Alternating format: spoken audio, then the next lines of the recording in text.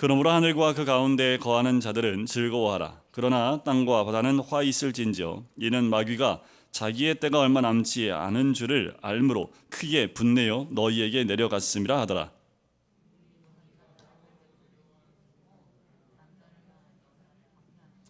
그 여자가 큰 독수리의 두 날개를 받아 광야 자기 곳으로 날아가 거기서 그 뱀의 낯을 피하여 한 때와 두 때와 반 때를 양육받으매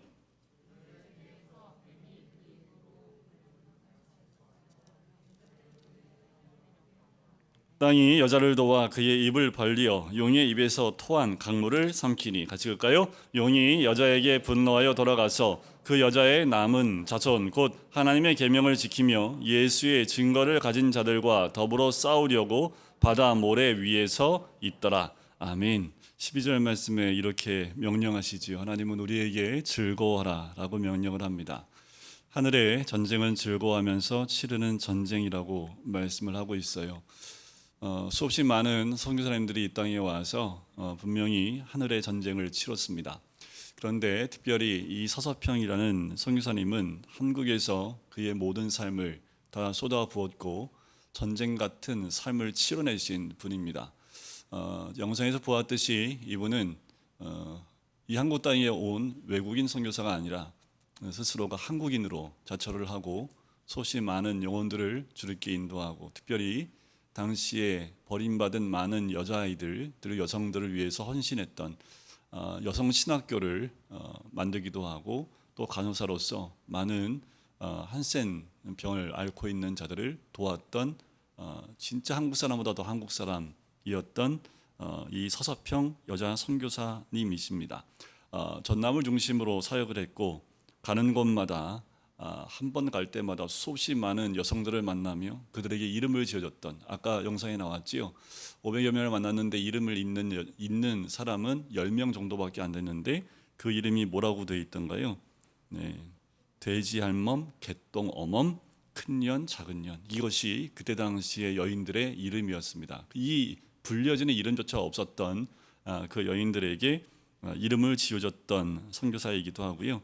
그래서 버림받은 여성들, 쫓겨난 여성들 38명의 과부와 함께 살면서 자립하도록 도왔던 여자 선교사님이기도 하십니다. 이 선교사님이 남긴 것 아까도 나왔지만 담요 반장, 동전 7전, 그리고 강냉이 가루 2호뿐 남은 것은 머리밭에 적혀 있었던 이 문구 하나입니다. 성공이 아닌 섬김이다 라는 좌우명을 적어놓고 평생을 살았던, 그리고 결국 이 한국 땅에서 과로로 돌아가셨지만 실제는 풍토병에 걸려서 소천하신 이분에 대해서 당시 한국에 있었던 일간지가 그녀에 관해서 글을 썼는데 그녀에 대해서 이렇게 소개합니다. 다시 태어난 예수라고 평가를 했어요. 이분은 한국 땅에서의 삶이 비참하다고 얘기하지 않았습니다. 미국에 이 선교 보고를 할 때 이곳에서의 삶이 너무도 즐겁습니다. 기쁘고 감사합니다 라는 글을 남겼다고 합니다. 뭐가 이렇게 즐거웠을까요? 오늘 본문에 하늘의 전쟁을 우리 하나님은 즐거워하라 라고 명령했던 이 말씀처럼 이 서서평 선교사님은 치열한 사투 끝에 순교하셨지만 하지만 그의 삶은 즐거웠다라고 평가를 스스로 내리며 고백을 합니다. 어떻게 이렇게 즐거워할 수 있을까요? 오늘 본문에서 우리 주님이 우리로 하여금 이와 같이 즐거워해야 함을 명령하고 계십니다. 12절에 보면 하늘과 그 가운데 거하는 자, 누구를 말할까요? 우리입니다. 예수 그리스도를 믿는 하나님 백성을 뜻하고 교회를 뜻하지요. 그런데 사탄이 크게 분내서 너희에게 내려갔다라고 얘기를 해요. 왜 내려갔을까요? 예수 그리스도에게 쫓김을 받았지요. 하늘에 있을 곳이 없어서 내려갔고 종착지가 어디라고요? 너희라고 이야기합니다. 또 사탄은 크게 분을 냅니다. 왜 분을 냈을까요? 12절에 보니까 자기 때가 얼마 남지 않은 줄 알기 때문이에요. 곧 예수님의 재림의 때가 옵니다. 그 때가 얼마 남지 않았기 때문에 사탄이 마구 공격을 하는 거예요. 그 요한계시록 20장에 보면 이렇게 얘기합니다. 또 그들을 미혹하는 마귀가 불과 유황못에 던져지니 거기는 그 짐승과 거짓 선지자도 있어 세세토록 밤낮 괴로움을 받으리라. 마지막 때가 오면 사탄도 불과 유황못이 있는 둘째 사망, 우리가 말하는 지옥에 던져지게 되지요. 그러므로 사탄은 온 인류를 지옥으로 끌고 가고자 최후의 발악을 하고 있다라고 보시면 돼요. 이 세상은 사탄의 나라입니다. 사탄이 크게 분내면서 너희인 우리에게 왔지요. 우리를 자기 백성으로 만들려는 것이 사탄의 전략입니다. 지금도 우는 사자와 같이 한 명의 믿는 사람, 믿지 않는 사람은 거들떠보지도 않습니다. 왜요? 자기 백성이기 때문에. 하지만 자기 백성 아닌 하나님 백성 한 명이라도 더 자기의 자녀로 만들기 위한 전략을 피우고 있고 싸우고 있는 것이 이때입니다. 성도는 이 이긴 싸움, 이미 예수 그리스도를 통해서 우리는 이긴 싸움 하는 것을 잊지 말아야 되겠지요. 마태복음 12장에 보면 이렇게 얘기가 나와요. 예수님께서 비유로 말씀하신 내용인데, 내가 하나님의 성령을 힘입어 귀신을 쫓아내는 것이면 하나님의 나라가 이미 너희에게 임하였느니라. 사람이 먼저 강한 자를 결박하지 않고서야 어떻게 그 강한 자의 집에 들어가 그 세간을 강탈하겠느냐. 결박한 후에야 그 집을 강탈하리라. 이미 게임 끝났다라는 말씀하고 계시지요. 여기서 강한 자는 사탄을 의미하고요, 강한 자의 집은 사탄의 왕국을, 그 세간은 사탄이 소유한 사람들을 말합니다. 자, 그런데 주님이 강한 자고 사탄을 쫓아내셨으니까 뭐가 임했다고요? 하나님의 나라가 이미 임한 것이다 라고 말씀하는 거지요.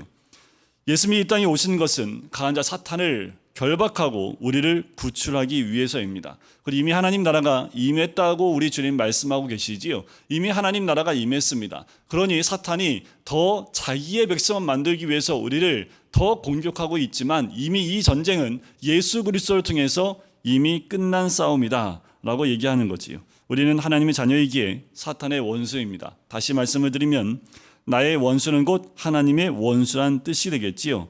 그러니 원수의 사탄이 제 아무리 분을 내도 하나님께서 친히 우리를 보호하시는 줄 믿습니다. 그래서 하나님이 뭐 하라고요? 즐거워하라 라고 말씀하는 거지요. 이것은 즐거워해 줄래? 그것이 아닙니다. 즐거워하라 라고 명령하시는 거지요. 하늘과 그 가운데 거하는 자들은 즐거워하라 하셨으니까 즐거워하면 되는 거지요. 어떠한 공격이 와도 우리는 즐거워하라는 겁니다. 자, 이 말씀 어떻게 적용을 해볼까? 자, 우리는 크게 분내면서 내 인생을 괴롭게 하는 사람을 향해 덩달아 분을 내지요.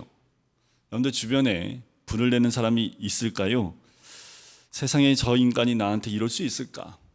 라고 말할 수 있는 대상이 있을까요? 그러나 믿는 우리는 그를 바라보며 그가 사탄이 아니라 그 배후에 어둠의 세력이 있다는 것을 분별하셔야 합니다.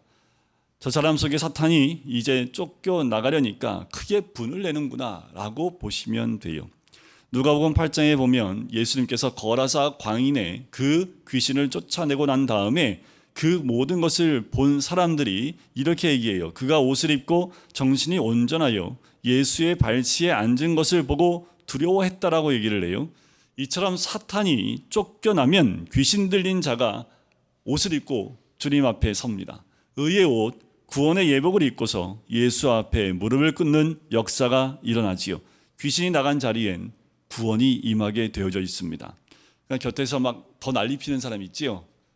좀만 기다려 보시면 구원이 임하겠구나 라는 모습으로 봐주시면 됩니다. 그러면 즐거워요, 안 즐거워요? 현실은 분을 내고 있으니까 무섭지요. 그런데 그 분내는 게 뭐예요? 이제 끝났구나 하면 즐겁다라는 거예요. 앞에서도 이야기했지만 아무리 악한 사람이라 하더라도 그 사람이 사탄은 아닙니다. 다만 그 속에 사탄의 세력이 또 어두움이 또아리를 틀고 있는 것뿐입니다. 예수의 이름으로 이 사탄을 물리쳐야 하는데 이 전쟁에서 가장 중요한 건 뭐라고요? 우리 주님 명령하신 대로 즐거워하는 명령을 따르는 겁니다. 믿음은 바라는 것들의 실상이요 보이지 않는 것들의 증거라고 하셨지요. 근데 눈에 보이진 않아요. 하지만 이들의 속에 있는 어둠의 세력들을 곧 물리치고 구원이 그들 가운데 임할 것을 미리 바라보고 즐거워하라는 거지요. 근데 더 중요한 것이 있습니다. 더 중요한 건 뭐냐 하면 내 속의 사탄을 물리치며 가야 한다라는 겁니다. 그것이 다른 사람의 속의 사탄을 물러가게 하는 비결이에요. 내가 어둠의 영에 붙잡혀 있는데 그들의 어둠의 영이 떠나가는 것을 보고 기뻐할 수 있을까요? 그렇지 않다라는 거예요. 먼저 중요한 건 뭐예요? 내 안에 있는 어둠의 세력들을 떠나보내고 사단이 나를 지배하지 못하도록 말씀과 믿음 가운데 거하며 상대방의 어두움을 볼 수 있는 눈이 열려야 된다는 거지요. 13절에 보면 용이 자기가 땅으로 내쫓긴 것을 보고 남자를 낳은 여자를 박해한다라고 나와요. 용이 안 되니까, 아무것도 안 되니까 누구를 박해해요? 여자를 박해를 합니다. 곧 교회를 박해한다라는 거예요. 이 말은 12절에도 마귀가 땅과 바다의 분을 쏟는다고 하지요. 종말의 때 이 땅에 살아가는 우리 모두에게 화가 임하는 것 당연하지요. 어쩔 수 없이 박해가 따라와요. 요한복음 10장에 보면 도둑이 오는 것은 도둑질하고 죽이고 멸망시키려는 것뿐이다 라고 얘기를 해요. 마귀의 속성은 뭐예요? 멸망입니다. 마귀의 속성은 도둑질입니다. 죽이고 착취하는 거예요. 자, 여기서 박해하다라는 그 말은 헬라 말로 이런 뜻도 있어요. 따라가다, 좇는다라는 의미도 있어요. 이 말씀대로 여러분들 사탄에게 어둠에 속아서 어둠의 세력, 세상을 따라가요. 돈, 명예, 학벌, 술과 음란을 쫓다 보면은 누구하고 부딪힐까요? 빛과 부딪힐 수밖에 없지요. 빛 가운데 거하는 사람과 부딪힐 수밖에 없지요. 더더욱 눈에 가시처럼 보이는 사람이 누굴까요? 예수 그리스도를 믿는 사람들이겠지요. 그래서 여러분들 사회생활 하시는 분들 보면 믿지 않는 사람들이 꼭 교회 다니는 사람들을 괴롭히죠. 때만 되면 괴롭혀요. 괴롭히는 방법도 참 다양하게 괴롭힙니다. 사탄에게 속아서 이렇게 눈에 가시같이 예수 믿는 사람을 대하니까 곳곳에서 고난이 있고 또 박해가 일어날 수밖에 없지요. 우리 주변만 봐도 알아요. 시대가 아무리 바뀌어도요, 교회에 대한 공격은 동일합니다. 어떻게 하면 교회를 없앨 수 있을까라는 그런 생각을 갖고 있는 사람들이 참 많이 있어요. 이번 코로나를 거치면서 교회 자체가 코로나 덩어리가 된 것처럼 만들어버린 상황을 보면서 참 가슴이 아파요. 교회가 다 잘했다는 거 아닙니다. 잘못한 교회도 있지요. 여러분들 이 땅에 교회가 몇 개예요?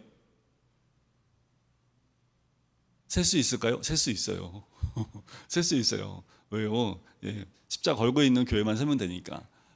우리 교파만 2만 개고요. 전체 보면 5만 개가 넘습니다.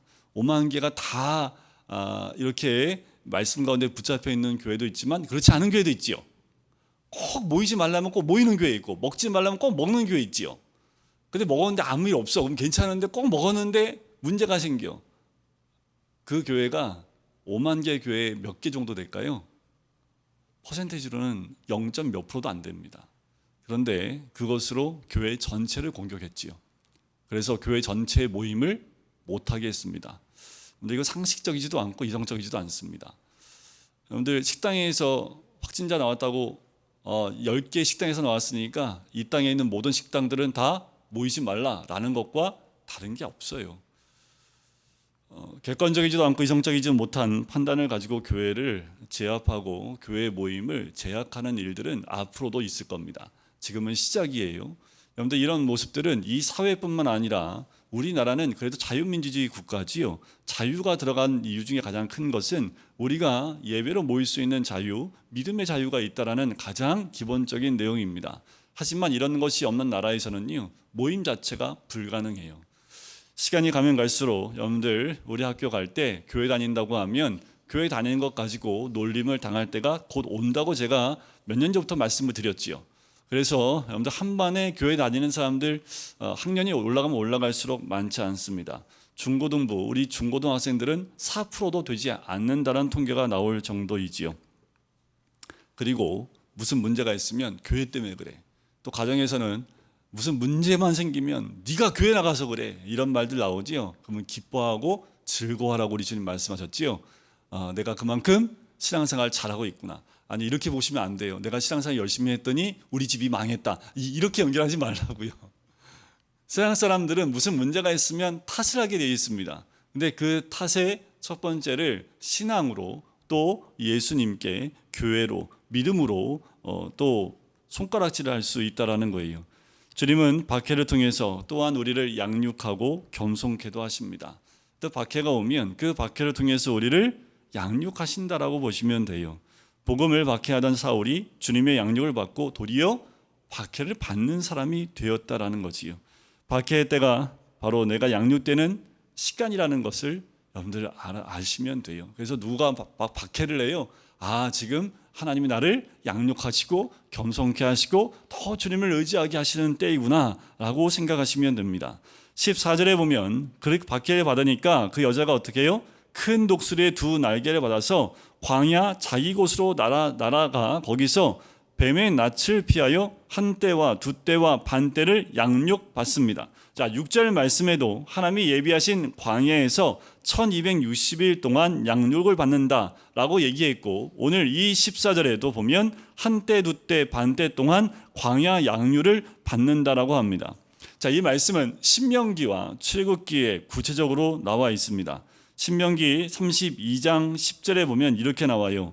여호와께서 그를 황무지에서 짐승이 부르짖는 광야에서 만나시고 호위하시며 보호하시며 자기의 눈동자같이 지키셨도다. 마치 독수리가 자기의 보금자리를 어지럽게 하며 자기의 새끼 위에 너풀거리며 그의 날개를 펴서 새끼를 받으며 그의 날개 위에 그것을 엎는 것 같이라고 나오지요. 근데 독수리는 때가 되면 보금자리를 흩어버립니다. 그래서 독수리의 보금자리는 굉장히 높은 곳에 있어요. 거기서 보금자리를 막 트면 그 안에 있던 새끼가 어떻게 될까요? 떨어지겠지요. 떨어지는 동안 놔둡니다. 그리고 어미 독수리는 위에서 쫙 비행을 하고 있어요. 그러면 그 새끼가 떨어지면 어떻게 할까요? 살려고 발버둥치겠죠. 날갯짓을 하겠지요. 그러다가 땅에 떨어질 쯤 되면 독수리가 쭉 내려가서 날개로 자기의 그 새끼를 받아서 위로 올라갑니다. 올라가서 뭐 할까요? 또 떨어뜨려요. 언제까지요? 날 수 있을 때까지 계속 반복합니다. 그것을 우리에게 말씀해 주고 있는 거예요. 하나님도 어떻게 우리를 이렇게 양육하신다라는 거지요. 험한 세상 가운데 우리를 떨어뜨리셨다가 땅에 떨어지기 직전에 자신의 날개로 보호하신다라는 거예요. 출애굽기에 보면 동일한 말씀이 또 있어요. 출애굽기 19장에 보면 내가 애굽 사람에게 어떻게 행하였음과 내가 어떻게 독수리 날개로 너희를 업어 내게로 인도하였음을 너희가 보았느니라.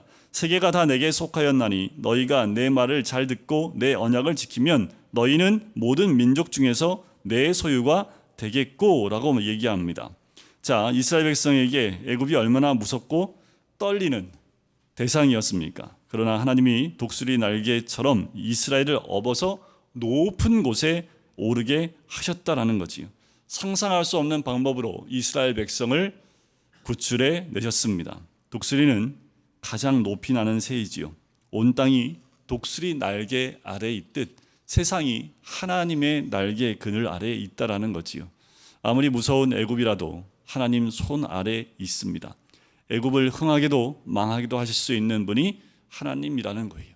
근데 이 세상은 다 하나님 손에 있습니다.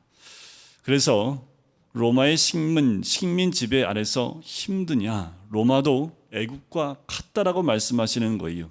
내 손 아래에 있어 너희가 지하 무덤에 살며 고통받는 것도 분명한 이유가 있다라고 말씀을 하고 있는 거지요. 여러분, 하나님은 이 험한 세상에서 자기 백성을 기적적으로 양육해 가십니다. 예를 들어 볼까요? 모세를 어떻게 양육했어요? 바로의 궁위에서, 그리고 미디안 광야에서. 다윗은요, 광야를 떠돌게 하셨지만 보호하셨지요. 바울은요, 광풍이 일하는 바다와 감옥에 가두기도 하셨지요. 요한은요, 지금 반모섬에 갇혀 있습니다. 세례 요한은 어디서 살았어요? 빈들에요. 엘리야는 어디로 쫓겨나셨어요? 호렙산 광야에. 거기서 주님 만났지요. 요나는 어디 속에 있었어요?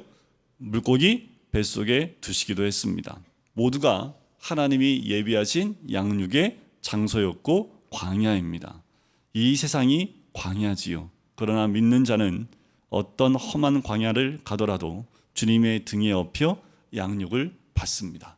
오늘 이 부분을 우리에게 말씀해 주는 거지요. 계시록에 쓰인 당시는 그리스도인이 숨어 살던 지하 무덤이 광야였습니다. 위기 가운데 주님이 허락하신 피난처가 바로 우리의 광야라는 거예요. 그래서 주님이 친히 우리를 양육해 주십니다. 주님이 큰 날개로 업어 나를 데려가시는 그곳, 모두가 떠나고 내가 홀로 있는 그곳, 아무도 말할 수 없는 그곳, 은혜의 광야인 줄 믿습니다. 나 홀로 주님을 1대1로 대면하는 곳, 그것이 광야이고 바로 그곳에서 주님은 우리를 양육해 가시는 줄 믿습니다. 한때 두때 반때를 양육받는다라는 그 말씀, 이렇게도 볼 수 있지요. 양육, 바로 이 영적 전쟁이 유한하다라는 그 의미입니다. 하나님이 작정하고 개입하시는 시간이기에 우리가 잘 기다리면 된다라는 거예요. 주님이 예비하신 그 시간만 지나면 된다라는 거지요. 세계가 하나님께 속했는데 우리는 무서운 게 참 많아요. 너희가 모든 민족 중에 내 소유가 되리라는 출애굽기 말씀이 있어요. 그런데 조건이 있습니다. 무슨 조건이냐면 내 말을 잘 듣고 내 언약을 지키면 이라는 중요한 조건이 붙어요. 그러니까 내 말 잘 듣고 내 언약을 지키면 너희가 모든 민족 중에 내 소유가 되겠다라고 말씀하시는 거예요. 그러면 무슨 조건이 먼저 들어가요? 하나님 말씀을 잘 듣고 하나님의 언약을 지키는 것이 조건입니다. 이러면은 언약이 될까요? 내 할 일 다 하다가 시간이 좀 남으니까 예배를 드리고 주님께 나온다면 여러분들 이 자세의 문제이지요. 시간이 남는 것, 그 남은 시간을 주님께 짜투리로 드리는 그 조건으로 하나님 우리에게 말씀하지 않습니다. 전심을 다해서 주의 말씀과 언약을 지키면 이라는 거예요. 아직도 남편, 아내, 부모, 자녀, 돈이 무서워서 광야에서 양육받지 못하고 세상의 종으로 살고 있는 것이 우리의 모습은 아닙니까? 15절에 보면 여자가 뒤에서 뱀이 그 입으로 물을 강같이 토하여 여자를 물에 떠내려가게 하려 하되라고 나와요. 사탄을 뜻하는 뱀이 여자 곧 교회를 떠내려가게 하려고 물을 토한다라는 거지요. 우리가 광야 양육을 받고서 밖으로 넘어서려고 하니까 이번에는 사탄이 어떻게 해요? 떠내려 보낼 정도로 물을 강같이 토해낸다라는 거예요. 물을 강같이 토해내서 물로 떠내려 보내려고 한다는 얘기를 하지요. 이사야서 말씀해 보면 이렇게 나옵니다. 내가 물 가운데로 지날 때에 내가 너와 함께 할 것이다. 강을 건널 때에 물이 너를 침몰하지 못하게 할 것이다 라는 거예요. 믿는 자에게 물은 지나가는 훈련이라는 거지요.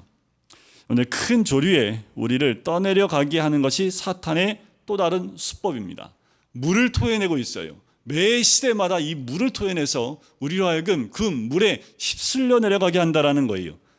안락함, 쾌락주의, 물증 만능주의, 무신론, 세속주의, 인본주의, 신공산주의, 과학지상주의 등등 우리를 세상 풍조에 휩쓸리게 해서 예수께 향하는 길을 가로막고 있습니다. 무섭게 때리고 위협해서 끌어안치는 것보다 세상 풍조들이 우리의 믿음의 길을 더욱 방해하게 한다라는 거지요. 로마 시대 이전에는 애굽, 아수르, 바벨론, 바사, 헬라와 같은 민족이 이스라엘의 대적으로 등장하지요. 신약 시대에는요, 로마 외에 강력한 대적 나라가 부상하지 않습니다. 이때부터는 조류가 나타나요. 각종 사조가 판을 치지요. 막시즘, 네오막시즘, 포스트 모노니즘, 휴머니즘, 이 이즘이 교회를 괴롭히고요. 가치관을 흔들어 놓습니다. 가장 근본되는 생명의 가치관까지 다 흔들어 버리고 있잖아요. 그리고 더 나아가서 성경적 가치관을 흔들어 버립니다. 우리 아이들의 가치관을 흔들어 버리는 것, 생명의 가치관에 대한 것, 성의 가치관을 전면적으로 흔들어 버리려고 지금 굉장히 많은 시도들이 있습니다. 우리 학생 인권이라는 걸 가지고 지금 바꾸려고 하는 시도가 뭐냐면 아이들의 성 정체성을 흔들어 놓으려고 하는 정책들이 지금 서울시 교육위원회에서 통과시키려고 하는 것 가운데 하나예요. 여러분들 학교 가면 화장실이 3개가 있을지도 몰라요. 이제 앞으로 남자 화장실, 여자 화장실, 공동 화장실. 공동 화장실은 자기 성이 남성도 아니고 여성도 아니고 자기는 공동성이다. 여러분들 성은 몇 개예요? 성은 몇 개? 성은 남성, 여성 2개잖아요. 그죠? 이제 앞으로는 성이 한 10개 나오고 30개 넘게 나와요. 말이 안 되죠? 그런데 여러분들 앞으로 학교에서 그런 교육을 받게 되고 시험 봐서 맞으려면 그 성이 2개 있다고 하면 틀리게 하고 성이 여러 개 있으면 맞게끔 만드는 그런 교육이 현실화될 수 있다라는 거예요. 우리 아이들 교육 때부터 이렇게 가치관과 여러 가지를 바꿔놓으려는 시도들이 있습니다. 더 나아가서 우리 아이들이 요즘에 더 많이 조리에 휩쓸리는 게 뭘까요? 인터넷 지식입니다. 인터넷 시대가 돌아오면서 정보의 홍수 가운데 있지요. 올바른 정보도 있지만 보지 않아도 되는, 알지 않아도 되는 정보들, 또 확인되지 않은 정보들로 하여금 우리 아이들의 정신을 쏙 빼놓는 그런 일들이 참 많이 있습니다. 이런 세상 조리에 떠나려가지 않을 자가 어디 있을까요? 사탄은 곳곳에 우리 아이들의 영혼을 붙잡기 위해서 이런 조류들을 흘려보내고 있습니다. 더 무서운 건 이단도 있습니다. 이단도 더 무서운 이즘 가운데 하나가 되는 거지요.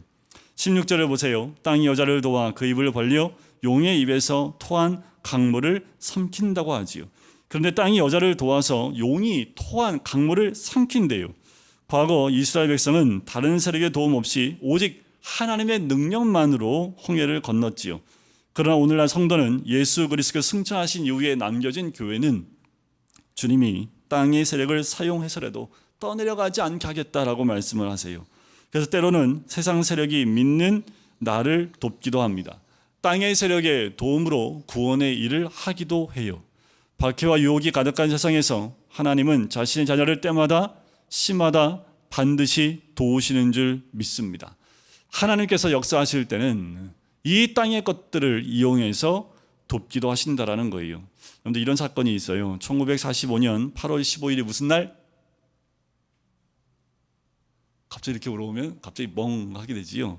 우리나라가 해방된 날이잖아요. 그죠? 8월 15일. 그런데 나중에 알려진 바에 의하면요.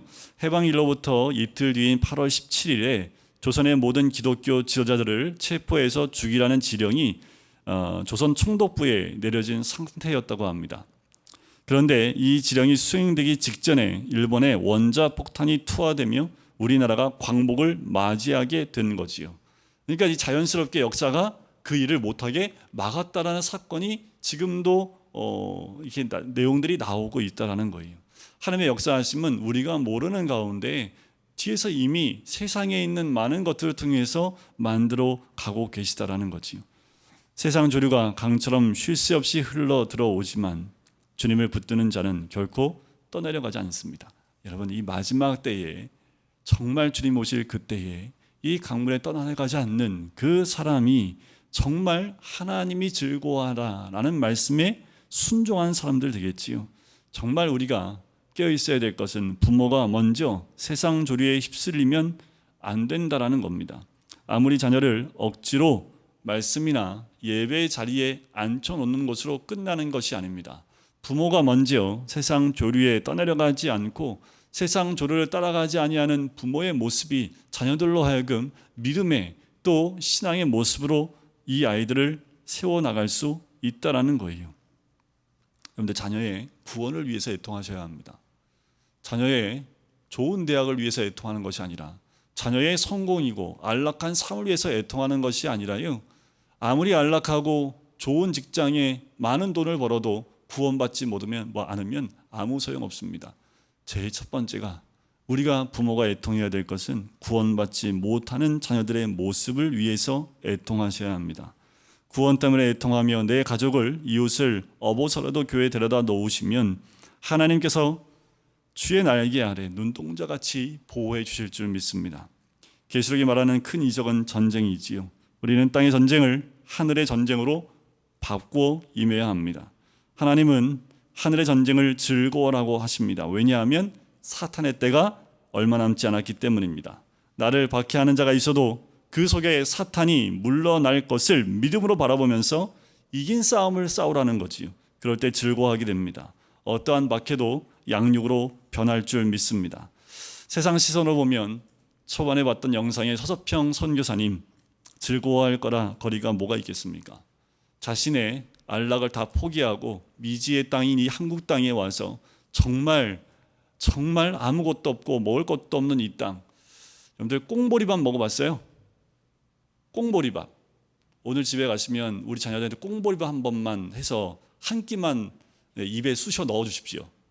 반드시 안 먹을 거니까 반드시 한번 먹여주세요. 우리도 먹지 못하는 것이 꽁보리밥입니다. 그런데 이 외국 사람이 와서 이 서주평 선교사님이 매일 꽁보리밥에 된장을 비벼 드셨다고 해요. 그것은 쉽지 않은 선택입니다. 그런 모습을 보면서 그것이 즐거워하는 모습이라고 누가 얘기할 수 있겠습니까? 아까도 말씀드렸지만 실제로 생전에 그가 쓴 편지에 한국 생활이 정말 즐겁다고 쓰여 있다라고 이야기를 해요. 그 선교사님은 진짜 이 땅에서 그 모든 전쟁이 즐거웠다라는 거지요. 그것이 바로 하늘나라의 기쁨이지요. 하나님은 어떤 주류에도 흘러 떠내려 가지 않도록 우리를 보호하신 줄 믿습니다. 그런데 하나님을 떠나서 세상 조류에 휩쓸리는 자들을 보며 가슴 아파하고 또 애통하지 않으면 되겠습니까? 앞으로 이 땅이 어찌 될지, 우리가 어떻게 우리 아이들이 믿음 가운데 성장해야 될지, 사탄이 토한 물 곧 이 세상 즐거움에 내가 나의 자녀가 떠내려가지 않도록 늘 깨어 기도해야 될 줄 믿습니다.